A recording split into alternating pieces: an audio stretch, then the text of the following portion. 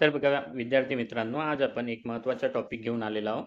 आजच्या टॉपिकचे आपल्या नाव आहे त्रिकोणी संख्या आणि चौरस संख्या. तर त्रिकोणी संख्या म्हणजे काय? जसा आपला त्रिकोण बनतोय असा अ, याच्यानुसार अ, आपण काय घेतलं वेगवेगळे 3 पॉइंट घेतले. 3 पॉइंट जोडले की तिथे एक त्रिकोण तयार होतो, आहे ना? त्याचप्रमाणे त्रिकोणी संख्या जर तयार करायची असेल, तर तिथे पण काय करावं लागेल आपल्याला? त्रिकोणी संख्येसाठी एक त्रिकोण तयार करावा लागेल. परंतु हा टिपक्यांच्या मांडणीतून म्हटलं आहे. जसं इथे 1 टिपका घेतला आपण, इथे 3 टिपके घेतले, इथे 6 टिपके घेतले.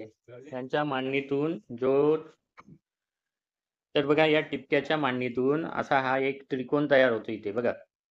तर असा त्रिकोण तयार होत असेल, तर बघा त्याला आपण म्हणू त्रिकोणी संख्या. आता हे पाया आणि त्रिकोणी संख्या याच्यात काय संबंध आहे ते बघा. जर एक पाया आहे म्हणजे याचं जर सूत्र n+1 भागीला 2 असेल आणि पाया जर 1 असेल, तर इथे काय होईल n म्हणजे काय पाया, n म्हणजे काय पाया. पाया लिहिला 1 आणि 1 अधिक 1 म्हणजे 2 भागीला 2 केला आपण, तर इथे काय होईल 2 आणि 2 कॅन्सल होऊन जाईल आणि इथे उरेल 1. म्हणजे एक पाया असलेली त्रिकोणी संख्या 1 असते, बरोबर आहे. आता 2 घेतला आपण, यांची किंमत जर 2 घेतली इथे, 2 घेतली आणि 2 अधिक 1 म्हणजे 3 घेतलं इथे, है ना. भागीला 2 घेतलं, 2 2 कॅन्सल झालं, इथे आलं 3. म्हणजे 2 पाया असलेली त्रिकोणी संख्या कोणती आहे? 3 आहे. आता 3 पाया असलेली असंच होईल, 3 गुणिला 4 भागीला 2. आता 2 दुणे 4 म्हणजे किती आलं? 6. तर अशा प्रकारे ही असं या आपल्याला त्रिकोणी संख्या काढता येते. त्याचं सूत्र दिलेलं आहे n+1 भागीला 2. तर चला आता पुढे बघूया आपण चौरस संख्या कशाला म्हणतात. चौरस संख्या म्हणजे एखाद्या संख्येला त्याच संख्येने गुणलं. जसं 1 ला 1 ने गुणलं आपण. 1 ला 1 ने गुणलं म्हणजे काय केलं आपण? 1 ला 1 ने गुणलं म्हणजे त्याचा काय केला? 1 गुणिला 1 म्हणजे त्याचा वर्ग केला. 1 चा वर्ग केला. म्हणजे काय मिळालं आपल्याला? 1च मिळाला. तर ह्याला म्हणू आपण चौरस संख्या. 2 ला 2 ने गुणलं किती येतात? 4. म्हणजे ज्या सगळ्या वर्गसंख्या आहेत, त्या सर्व वर्गसंख्या चौरस संख्या आहेत. चला, आलं लक्षात? पुढे चला. इथे एक उदाहरण दिलेलं आहे. 12 पाया असलेली त्रिकोणी संख्या कोणती? तर पाया किती दिलेला आहे? 12. आणि आपल्याला काय सांगितलं आहे? त्रिकोणी संख्या काढायला सांगितलं आहे. याचं सूत्र काय मग? n+1 भागीला 2. बरोबर आहे. आता n म्हणजे काय? हे पाया. पाया किती आहे? 12. आता इथे काय होईल मग? 12 अधिक 1 भागीला 2. म्हणजे इथे काय झालं? 12 गुणिला 12 अधिक 1 म्हणजे किती? 13.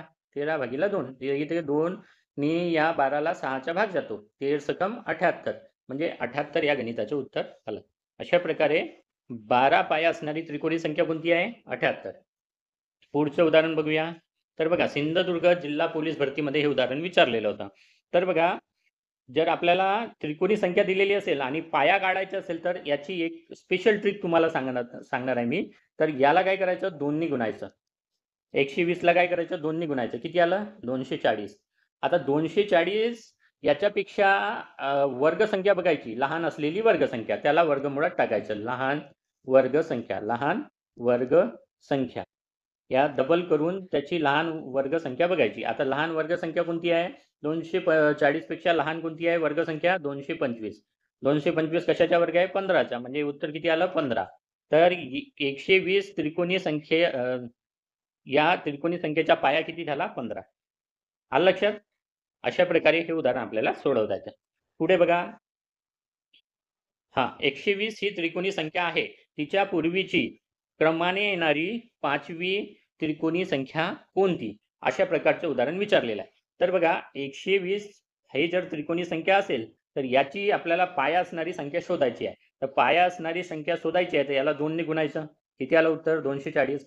आता ह्या 240च्या अगोदरची वर्गसंख्या कोणती आहे? 225. त्याला वर्गमुळात टाकायचं. उत्तर आलं 15. तर 15 ही काय झाली? 15 ही काय झाली? या 120 त्रिकोणी संख्या असलेली पाया संख्या झाली. ही पाया झालं. 15 काय झालं? 120 त्रिकोणी संख्या असलेला पाया झाला. आता तिच्या पूर्वीची क्रमाने येणारी 5वी त्रिकोणी संख्या कोणती? तर या 15च्या पूर्वीची 5वी म्हणजे 10. असं याचं उत्तर येईल. 15च्या पूर्वीची 5वी म्हणजे कोणती? 10 ही संख्या येईल. बरोबर आहे? चला पुढच्या उदाहरणाकडे जाऊया. हे शेवटचे उदाहरण दिलेलं आहे आपल्याला या ठिकाणी. तर इथे बघा 55 ही त्रिकोणी संख्या आहे. तिच्या नंतरची क्रमाने येणारी 8वी त्रिकोणी संख्या कोणती? तर बघा 55 55ला 2 नी गुणायचं, किती आले? 110. 110 पेक्षा लहान 110 पेक्षा लहान वर्गसंख्या म्हणजे 100. 100 ही वर्गसंख्या आहे. हां, याचं उत्तर किती येते? 10. म्हणजे 55 ही त्रिकोणी संख्या असलेला पाया असलेली संख्या कोणती आहे? 10. आता 10 ही संख्या आहे. त्याच्यानंतर क्रमाने येणारी 8वी त्रिकोणी संख्या विचारली आहे. ते 10 मध्ये 8 मिळवायचे. 10 मध्ये 8 मिळवले, किती आले? 18. आता 18 नंतरची 18ची काय आपल्याला त्रिकोणी संख्या शोधायची आहे. तर 18 गुणिला त्याच्यानंतर येणारी संख्या कोणती आहे? 19. याला भागायचं 2 नी. तर ह्या 2 नी याला भाग जातो 9चा आणि 19 9 171. तर 171 हे या गणिताचं उत्तर निघालेलं आहे. अशा प्रकारे त्रिकोणी संख्या आणि चौरस संख्या हा पूर्ण चॅप्टर आपण इथे अभ्यासलेला आहे. तुम्हाला काही डाऊट असेल, काही विचारायचे असेल तर नक्कीच विचारू शकता. या टॉपिकवर तुम्हाला कुठल्याही प्रकारचा डाऊट राहणार नाही. अशा प्रकारचे मी सगळे उदाहरणं याच्यामध्ये समाविष्ट करण्याचा प्रयत्न केलेला आहे.